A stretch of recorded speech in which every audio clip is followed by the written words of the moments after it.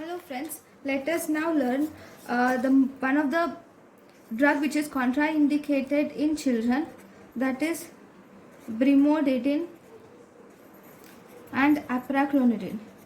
If you see brimonidine and apraclonidine, these are the drugs which cause CNS depression. They cause CNS depression and they also cause apnea in neonates.